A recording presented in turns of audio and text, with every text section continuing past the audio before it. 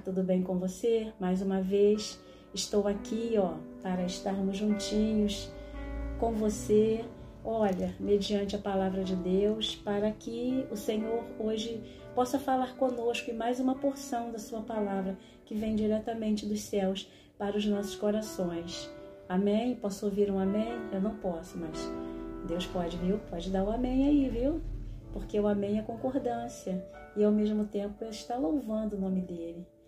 Porque ninguém sai dizendo amém por aí, a não ser que tenha aí uma aliança com o Pai eterno, Deus Todo-Poderoso, não é mesmo?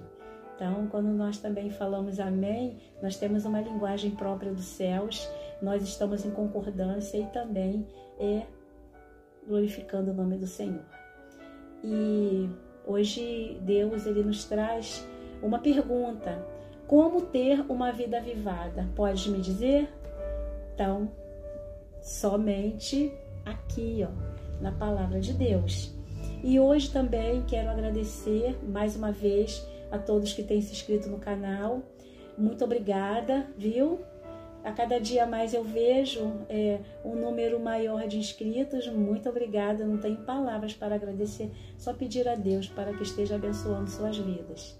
E aqueles que ainda não se inscreveram, que se inscrevam, viu? Deixa um toquezinho aí de inscrição e que você possa estar a cada dia aí ouvindo aquilo que Deus me traz para a sua vida e que eu possa ser realmente um canal de edificação para ela e para todos os seus. Amém? Muito obrigada por todos que comentam, todos que curtem, todos que deixam aí o seu likezinho. Obrigada, tá?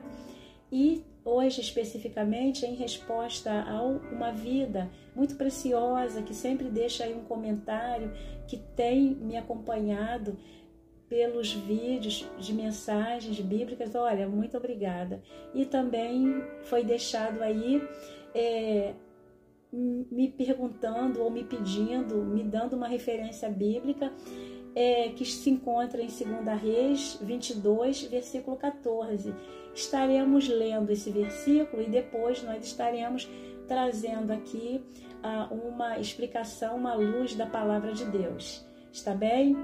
E vamos lá para a palavra de Deus em 2 Reis, capítulo 22, versículo 14, que diz assim: Então foi o sacerdote Uquias e Alcão e Aquibor e Safã e Asaías a profetisa Uda, mulher de Salum, filho de Tiquva, o filho de Arás, o guarda das vestiduras, e ela habitava em Jerusalém, na segunda parte, e lhe falaram.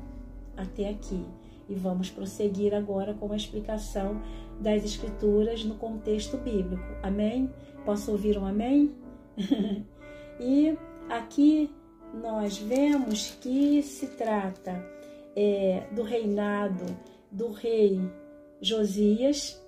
O rei Josias, ele tinha apenas 8 anos de idade quando começou a reinar, e ele reinou durante 31 anos em Jerusalém. E aqui traz o nome da sua mãe, Gedida, filha de Adaías, de Boaz-Cate. E aqui começa o reinado do rei Josias, nesse mesmo capítulo 22. Mas anteriormente, nós vemos que geralmente os reis eram passados de pais para filhos, o rei morria, então o filho era automaticamente substituto. Então, quando nós vamos um pouquinho para trás, retornamos um pouquinho para trás e vemos no capítulo 21, quando fala do rei Manassés, e diz aqui no versículo 1, tinha Manassés 12 anos de idade quando começou a reinar, e 55 anos reinou em Jerusalém, e era o nome de sua mãe Efzibá, Efzibá. E diz aqui no versículo 2: e fez o que parecia mal aos olhos do Senhor, conforme as abominações dos gentios que o Senhor desterrara de suas possessões de diante dos filhos de Israel. Quando nós vamos para Amon é um rei mau e aos seus servos o matam.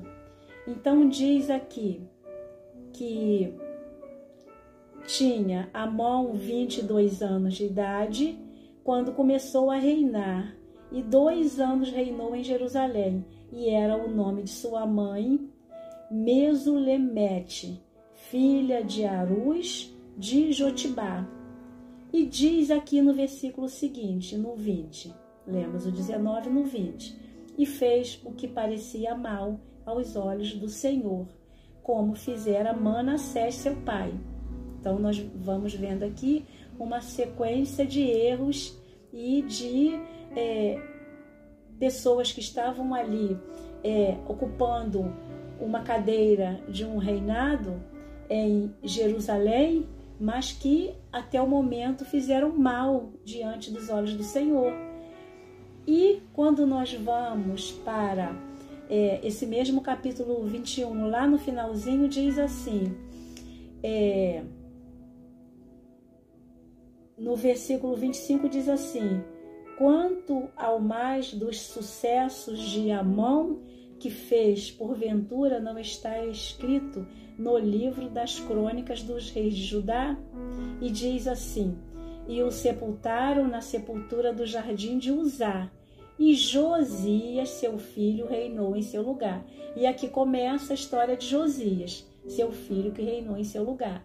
E nós vemos aqui que havia uma sucessão de erros, de pessoas que ocuparam um reinado importante, onde Deus havia colocado, mas até então só tinham feito o que era mal aos olhos de Deus. Amém? Posso ouvir um amém? Então aqui no capítulo 22 é quando começa aqui o reinado de Josias, que tinha apenas 8 anos de idade, portanto era uma criança, e se refere aqui também conjuntamente o nome da mãe, Gedida, que provavelmente eram essas mães que ajudavam os seus filhos, porque uma criança de 8 anos precisa aí do amparo da mãe para que ele possa ter a habilidade necessária. E nós acreditamos que ele recebeu aí esse amparo da mãe. E posteriormente, diferente dos 2 reis anteriores, diz aqui que e fez o que era reto aos olhos do Senhor, e andou em todo o caminho de Davi seu pai, e não se apartou dele, nem para a direita e nem para a esquerda. Como nós vemos aqui no capítulo anterior, que ele era filho de Amon, então nós sabemos da importância que teve o rei Davi, que foi um reinado, acredito que o maior reinado, né? Aquele que foi considerado um homem segundo o coração de Deus. Então, mesmo havendo falhas, Davi, ele foi aquele que ele se arrependeu profundamente naquilo que ele cometeu de falha diante de Deus, de pecado gravíssimo, mas ele se arrepende. Então, portanto, Deus já tinha mencionado que ele era um homem segundo o coração dele. Esse guerreiro, né, ele era alguém que teve uma marca muito forte num reinado. E tanto é que Jesus ele vem na linhagem, na raiz de Davi, né? E aqui nós vemos que provavelmente este homem ele tem aí a Davi como uma referência de pai. E tanto é que aqui a palavra de Deus descreve que e fez o que era reto aos olhos do Senhor, e andou em todo o caminho de Davi, seu pai, e não se apartou dele nem para a direita e nem para a esquerda.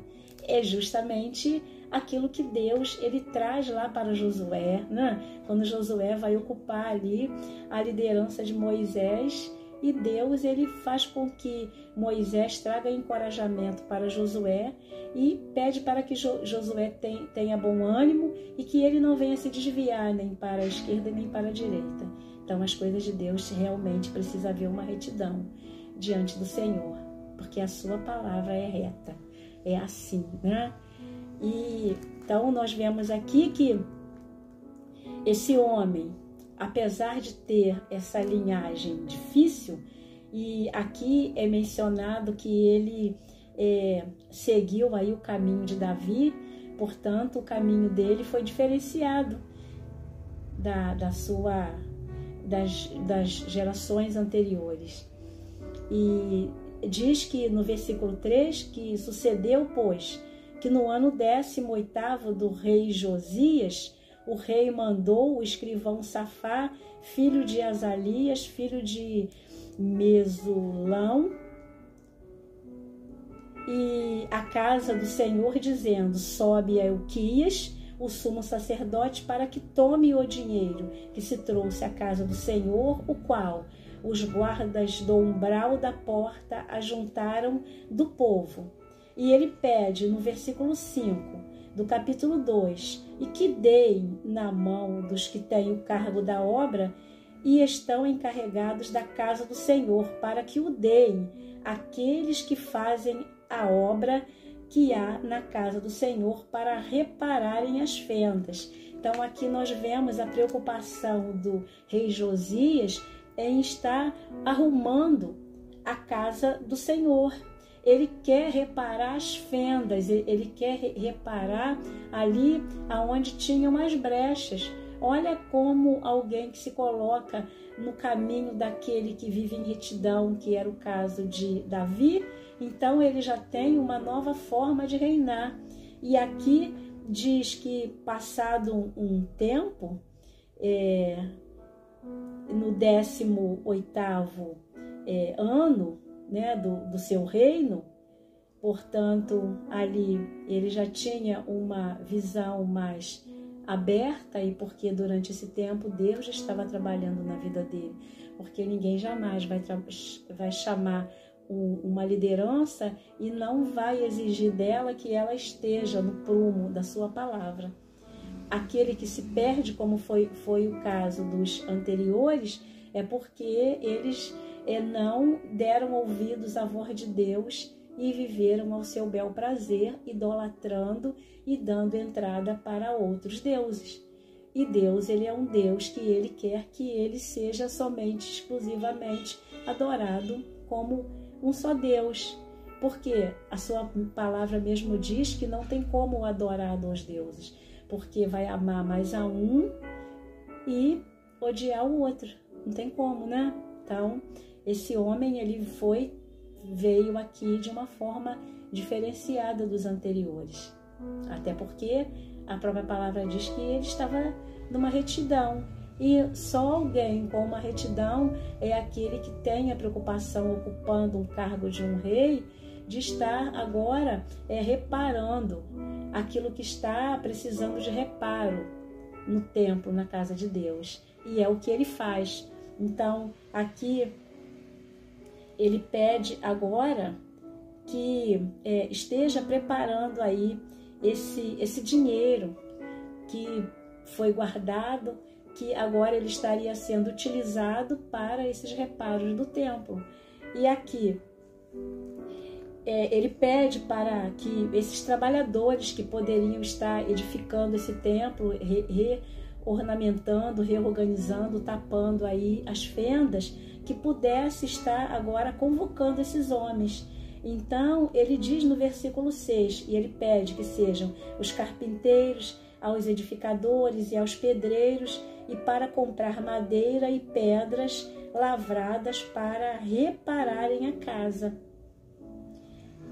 E agora chama aqueles obreiros, onde cada um tem uma função de reparar aquilo que precisa ser consertado na casa de Deus, Para isso nós vemos a importância dos obreiros do Senhor, porque não chama qualquer um, mas chama aqueles que são aqueles que têm a especialidade dada por Deus de fazerem o reparo, de estarem agora trabalhando em prol da obra de Deus na casa dele. E aqui, esses homens, eles são chamados, e no versículo 7 diz: porém, com eles se não fez conta do dinheiro que se lhes entregara nas suas mãos, porquanto obravam com fidelidade. Que máximo, que tremendas coisas de Deus, né? Nós sabemos que a palavra de Deus diz que o obreiro, ele é digno do seu salário. Então, eles não fizeram caso daquilo que deveriam pagar pelo serviço prestado na casa do Senhor. E esse dinheiro, já que estava guardado, seria para isso. Porque na casa do Senhor precisa realmente ter o dinheiro das ofertas alçadas, né? Dos dízimos, que é para os benefícios da casa do Senhor. E lá esse dinheiro, ele seria utilizado para isso. E aqui nós vemos no versículo 8 que, como a palavra de Deus tem uma sequência de detalhes aqui, então nós precisamos priorizar a leitura da palavra para que nós possamos ter o entendimento, estarmos passando de forma correta à luz da palavra de Deus. Amém? Eu posso ouvir um amém? Não saia daí, porque Deus está falando contigo, viu? E diz assim, aqui a palavra de Deus no versículo 8: e Ilquias acha o livro da lei. Olha, quando alguém se dispõe a estar fazendo a obra do Senhor, reparando aquilo que está de falha, que precisa ser acertado na casa do Senhor, aí se encontra coisas escondidas, coisas que precisam ser mexidas, coisas que precisam ser colocadas de forma visível, até porque todas as coisas estão nuas e patentes diante dos olhos de Deus. Não tem como esconder nada de Deus. Tudo está de forma evidente. Tanto é que, ao olhar para nós, o que Deus vê? O nosso coração. É de onde procedem as saídas da vida. É lá que Ele sonda, que Ele esquadrinha. Deus é assim. Deus, ele vai no profundo, Ele vai na raiz da situação. E aqui, então, no versículo 8, do mesmo capítulo 22, então disse o sumo sacerdote a Ilquias, ao escrivão Safã: achei o livro da lei na casa do Senhor. E Ilquias deu o livro a Safã e ele o leu. Posso ouvir um amém? Dá licença. Nós vemos aqui que quando Josias, ele prepara os homens, cada um a cargo de uma função, para estarem reparando ali aquilo que precisaria ser consertado na casa do Senhor, e nós sabemos que Deus é Deus de conserto, nós sabemos que as coisas de Deus não são bagunçadas, nós sabemos que Deus, primeiro, para que Ele possa colocar a casa em ordem, Ele manda que faça uma vistoria, e o próprio Deus, Ele vai ali organizando. E ali, esse é o papel de um rei, daquele que está governando, que está ali numa liderança voltado para a casa de Deus, para o povo de Deus. E Deus, ele faz assim. Porque antes do rei Josias, quantas coisas aconteceram dentro daquele templo? Quantas doutrinas erradas? Porque a palavra de Deus estava escondida, estava guardada. O que era ensinado dentro da casa de Deus se a palavra de Deus estava escondida? A palavra de Deus é aquela que tem que ter prioridade na casa dele. A palavra de Deus não pode estar escondida, porque é a palavra que ensina. É a palavra que liberta, é a palavra que instrui, é a palavra que faz com que o templo do Senhor seja edificado em adoração, em louvores, porque aquele que tem acesso à palavra de Deus precisa saber que Deus, ele precisa que o templo dele seja para adoração ao seu nome. E Josias, ele estava entendendo esse mistério. E é o próprio Deus que leva Josias a chegar aí. Por quê? Porque ele tinha uma vida reta com Deus. Amém? Eu posso ouvir um amém? Vamos lá para a palavra de Deus. E então, aqui vem no versículo 9, o escrivão Safã, ele vem ao rei, ele referiu ao rei a resposta, e aí ele diz: teus servos ajuntaram o dinheiro que se achou na casa e o entregaram na mão dos que têm o cargo da obra, que estão encarregados da casa do Senhor. Nada mais justo do que entregar aquele dinheiro nas mãos daqueles que estariam desenvolvendo a obra que ali foi colocada, ali para a incumbência de cada um. Tudo perfeito, é assim que deve prosseguir. Mas, aqui no versículo 10 diz: também Safã, o escrivão, fez saber ao rei, dizendo: o sacerdote Ilquias me deu um livro, e Safã o leu diante do rei. A partir desse momento, onde o rei tem acesso a este livro sagrado, agora os olhos dele se abrem. A palavra de Deus agora é revelada na vida desse homem. E agora sim, a palavra de Deus, a partir do momento que ela é achada, do momento que ela é lida, agora a casa do Senhor receberá a orientação dessa escritura, dessa palavra, porque Deus já deixou tudo escrito. Não precisa de nós inventarmos nada. A própria palavra nos traz a instrução. Nós oramos, nós pedimos o entendimento, nós trememos e tememos diante da palavra e nós não queremos, diante de Deus, estarmos trazendo ensinos errôneos para aqueles que a ouvem, para aqueles que ouvem a palavra de Deus. E nós vemos aqui que agora o escrivão, ele faz saber o rei. Então o sacerdote Ilquias, ele é aquele que havia dado esse livro a ele, porque Ilquias acha, e agora Safã, que é o escrivão, ele lê perante o rei. Então nós vemos aqui que no versículo 11 diz que sucedeu, pois, que ouvindo o rei as palavras do livro da lei, diz que rasgou as suas vestes. Automaticamente ali, o rei mandou Ilquias, o sacerdote, e Aicão, filho de Safã, e a Aquibor, filho de Micaías, e a Safã, o escrivão, e Asaías, o servo do Senhor, dizendo: olha a resposta que Deus traz nessa palavra, no versículo 13.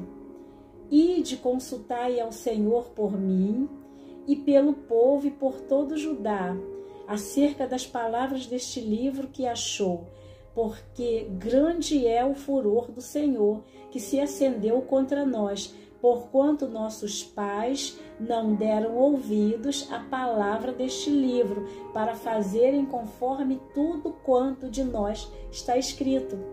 E a partir dali, o rei Josias, ele compreende o quanto os pais dele, por não darem ouvido à palavra de Deus, não deram ouvidos àquilo que Deus trazia como lei, como prioridade, como mandamento, como ordenação para o reino dele. Então ali eles deixaram a palavra escondida e aí eles agiram sem a direção de Deus. E Josias, ele teme, porque ali a visão dele é aberta, ele fica muito mais esclarecido, e ali ele diz a palavra de Deus que ele percebe o furor que estaria vindo agora contra o povo de Deus por causa da abertura deste livro. Aleluias, glória a Deus. Nós vemos aqui o quanto é importante a dar ouvidos à palavra de Deus, o quanto é importante. Amém? Eu posso ouvir um amém? E aqui, agora, então, esta palavra agora que é a palavra-chave, pelo qual o nosso amado irmão nos pede para que estivéssemos aqui, falando sobre ela, porque nós pensamos que é o irmão, mas é o próprio Deus que toca na vida do teu servo, porque Deus quer abrir os nossos olhos. Eu posso ouvir um amém? E aqui, no versículo 14, 22 Reis, capítulo 22, versículo 14. Então foi o sacerdote Ilquias e Alcão, ou Aicão, e Aquibor e Safã, e Asaías, a profetisa Ulda, mulher de Salum, filho de Tiquivá, o filho de Arás, o guarda das vestiduras, e ela habitava em Jerusalém, na segunda parte, e lhe falaram. No versículo 15, e ela lhes disse: assim diz o Senhor, o Deus de Israel, dizei ao homem que vos enviou a mim. Amém? A palavra é profunda. Licença. E aqui, Josias, quando ele lê essa palavra, ele recebe a instrução da importância de estarem indo a uma mulher de Deus, a uma mulher profetisa. Nós sabemos que naquela época o véu do templo ainda não tinha se rasgado de alto a baixo, porque hoje nós temos Jesus Cristo e nós temos acesso direto a Deus, porque Jesus morreu pelos nossos pecados. Jesus, o enviado de Deus, o prometido das Escrituras de Gênesis e Apocalipse. E no final de Apocalipse nos traz toda a revelação das coisas que acontecerão através do Senhor Jesus para João. Então Deus ele não nos deixa enganados em nada. E aqui, na palavra de Deus, as profetisas, os profetas, eles eram consultados, porque eram homens e mulheres de Deus, porta-vozes da palavra de Deus. Dá licença.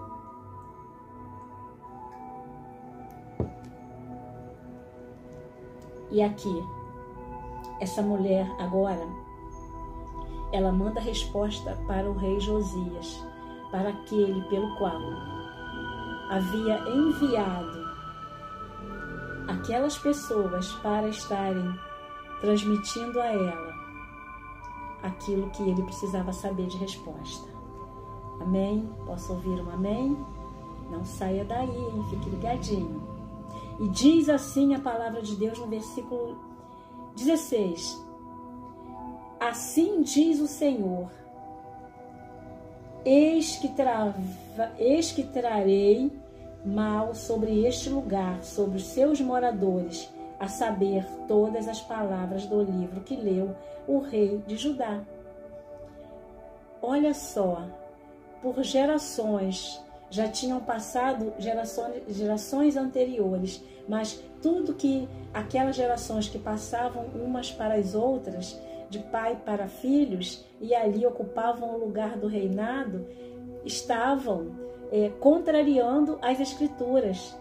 Não deram ouvido às Escrituras. E Deus, ele é Deus, ele é amor, mas ele também é fogo consumidor. Deus, ele é juiz, e Deus é aquele que ele julga as causas de acordo com elas, porque Deus ele não contraria a sua própria palavra, porque ele é fiel à sua palavra, tanto é que ele deixou a sua palavra para ser respeitada, e a palavra de Deus jamais poderia estar escondida dentro ali de um cofre, de um lugar ali onde eram guardados ali os tesouros. Ali o tesouro maior estava guardado ali, que era a palavra de Deus. Só que a palavra de Deus é um tesouro que é para ser guardado nos nossos corações. Deveria ser guardado nos corações daquelas pessoas, para que elas pudessem transmitir de pais para filhos. Mas, graças a Deus, aprove a Deus que quando chega no reinado de Josias, por ele estar de acordo com Deus, ainda sem conhecer a sua palavra, ele vivia uma vida de retidão, como diz aqui. Amém? No início do capítulo 22. Portanto, Deus é aquele que trabalha com fidelidade. Os olhos de Deus procuram os fiéis da terra. Você sabe lá o que é isso? Se ele procura é porque não é fácil de achar. E quem procura não somos nós, porque nós não sabemos.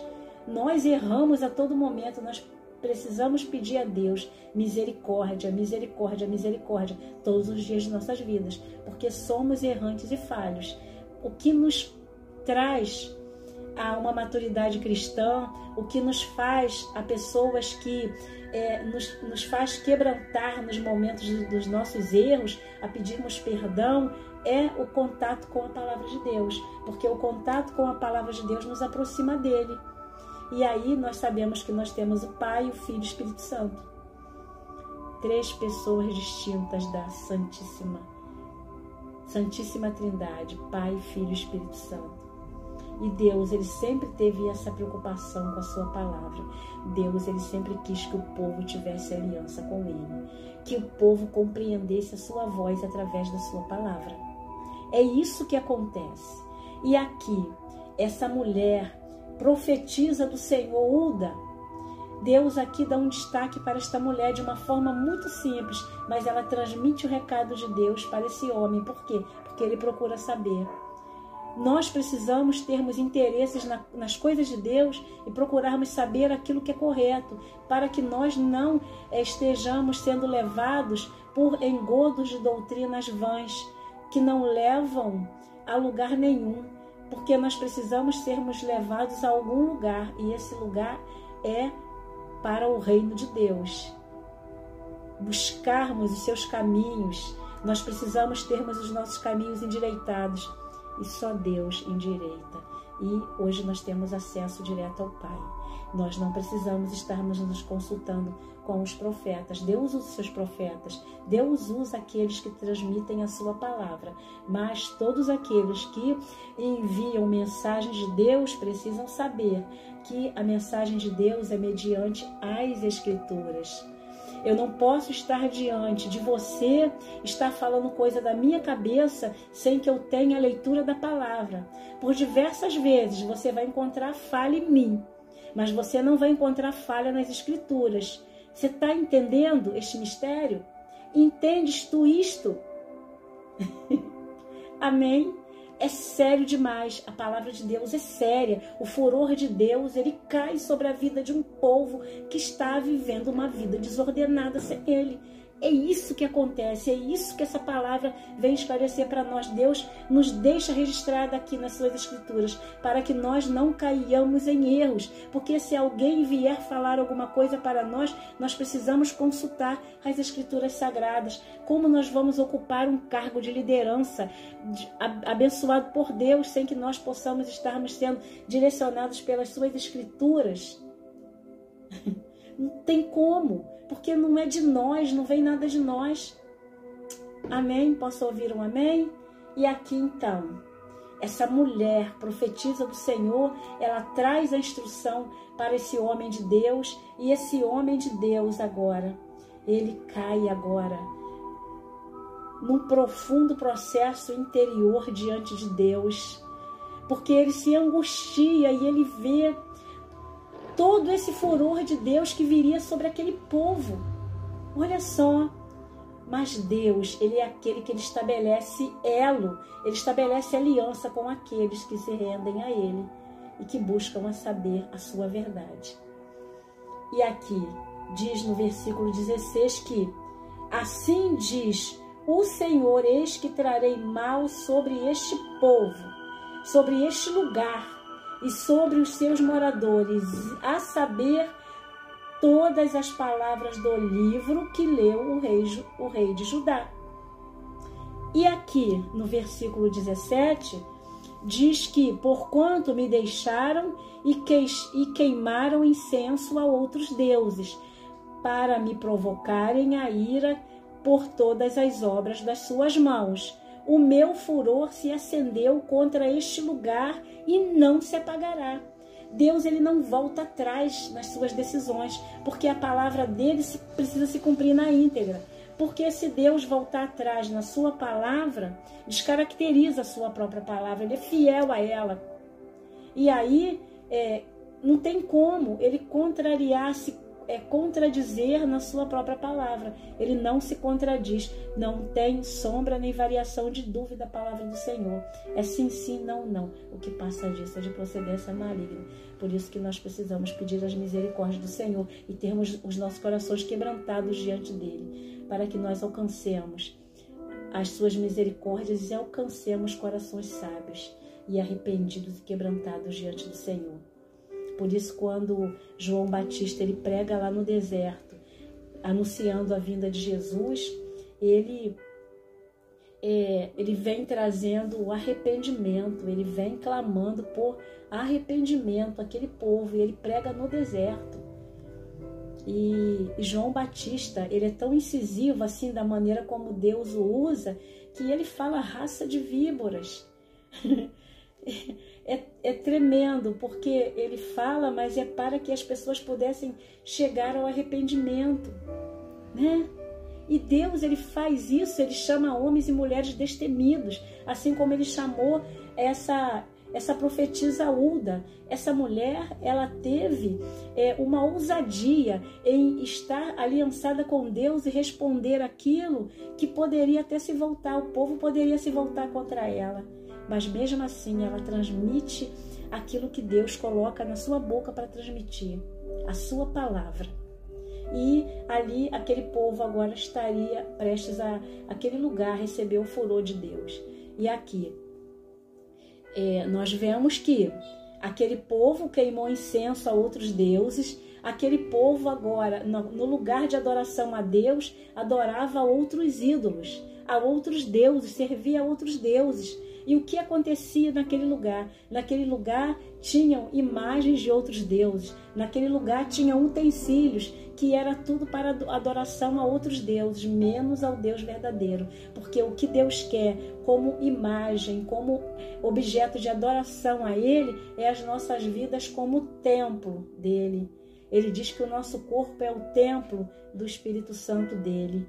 O nosso corpo é templo do Espírito Santo de Deus. E, portanto, aqueles que estiverem dentro da casa do Senhor serão aqueles vasos que farão ali a vontade do Senhor, estando cheios daquilo que Deus coloca, da assunção divina do seu óleo santo. Então, haverá um transbordar ali de um avivamento. Esse é o verdadeiro avivamento. Essa é a verdadeira avivada com Deus. O avivamento é entender e conhecer a palavra de Deus e prosseguir conhecendo.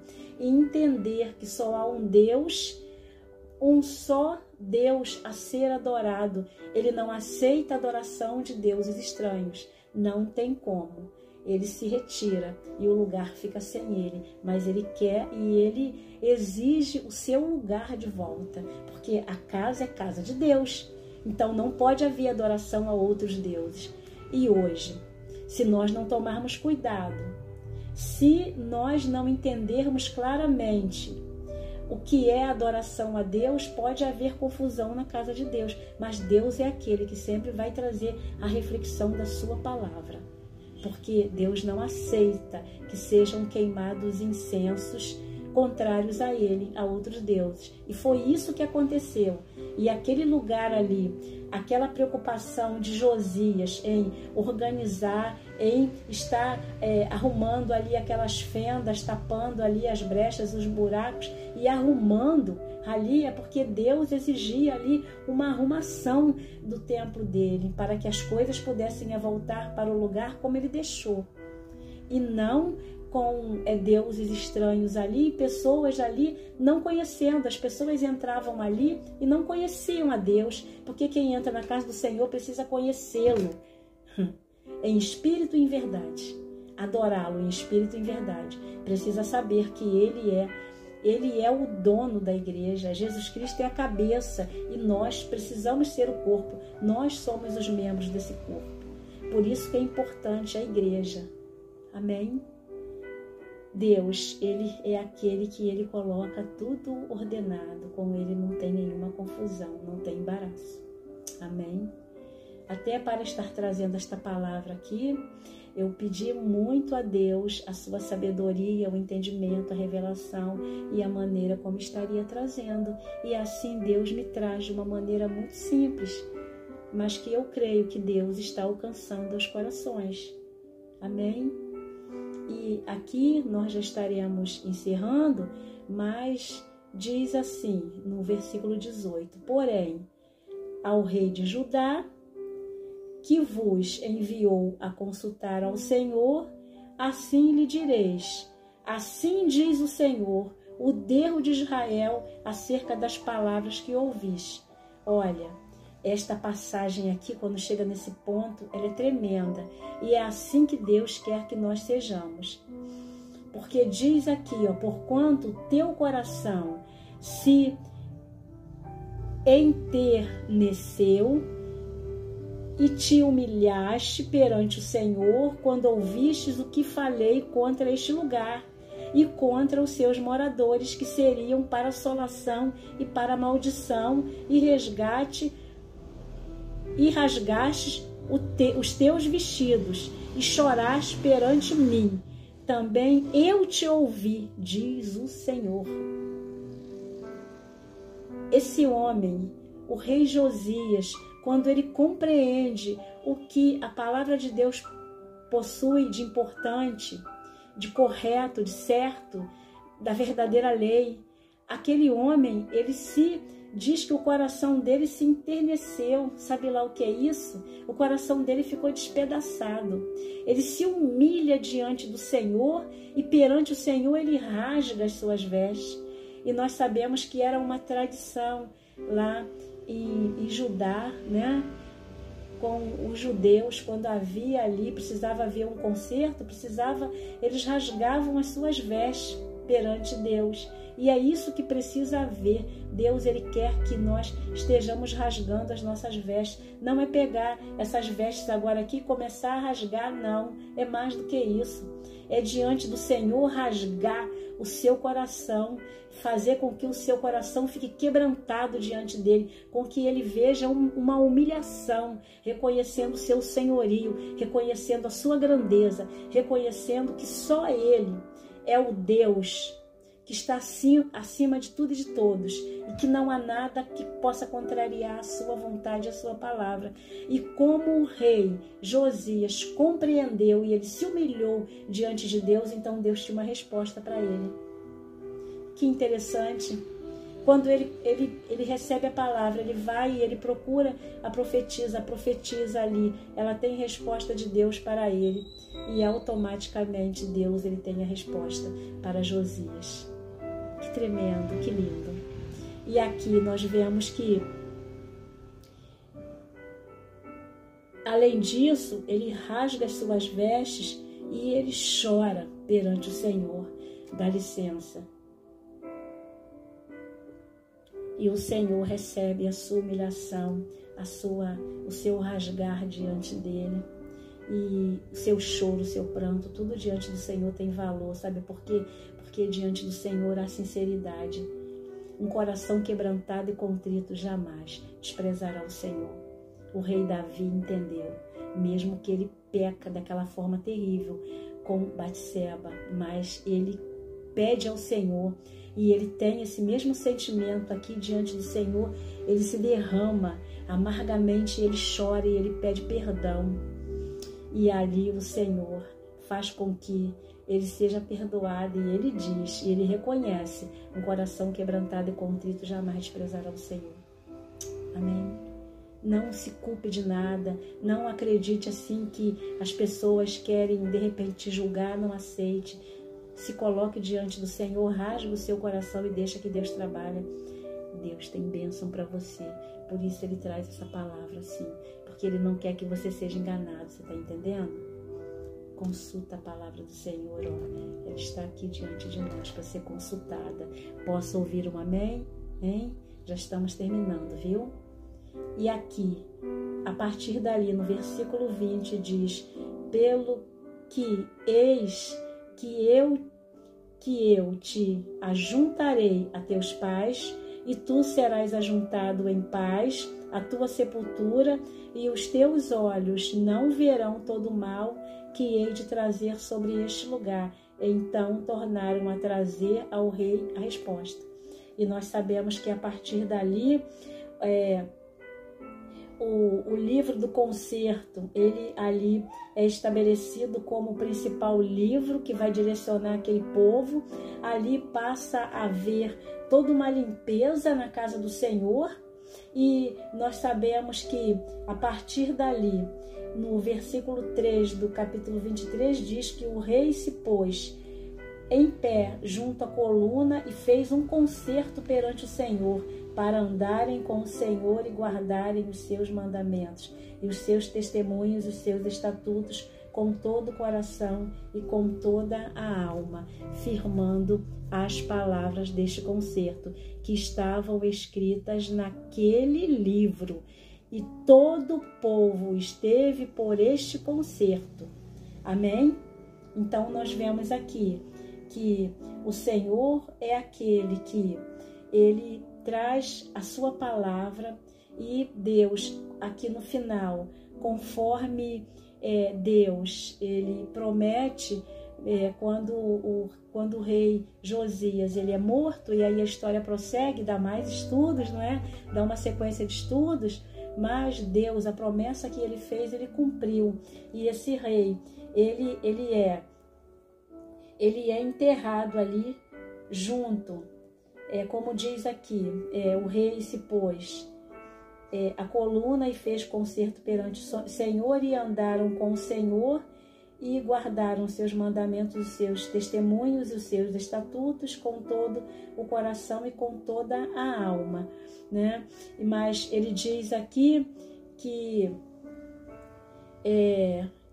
ali Deus, ele faz com que, no versículo 20, pelo que eis que eu te ajuntarei a teus pais, e tu serás ajuntado em paz à tua sepultura, e os teus olhos não verão. Então Deus ali promete. Nós vemos aqui que o rei Josias, o seu reinado dura 31 anos, né?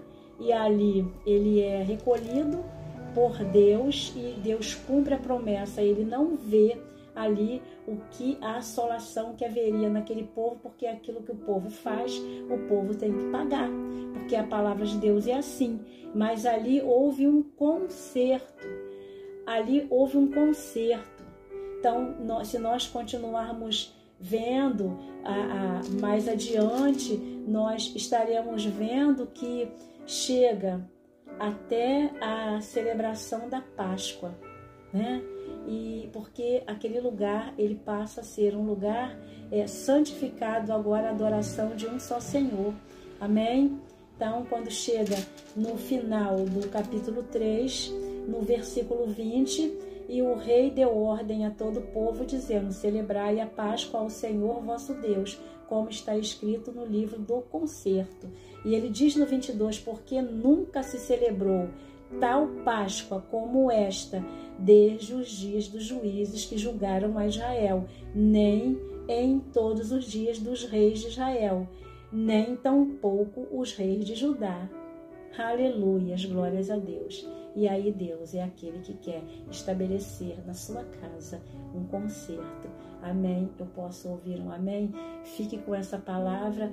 As horas avançam, até aqui nos deu o Senhor, e que Deus possa estar trabalhando na sua vida, e a partir de hoje que você possa ter uma vida mais avivada com Deus, que a partir de hoje que você possa estar olhando com mais interesse e mais vontade para as Escrituras de Deus. E olha, examine as Escrituras, porque nela encontrarás a condição da vida eterna com o próprio Deus. Amém? Que Deus abençoe sua vida grandemente, que Deus continue cuidando de você, da sua família, dos seus, e que Deus continue te instruindo na sua palavra. Posso ouvir um amém? Grande abraço. Curta, comente, dê o seu like e continue se inscrevendo no canal. Amém? Obrigada a todos vocês que têm se inscrito no canal, a todos vocês que têm apenas ouvido as mensagens. Muito, muito obrigada. Deus abençoe a todos em nome de Jesus. A paz do Senhor Jesus. Posso ouvir um amém? A paz.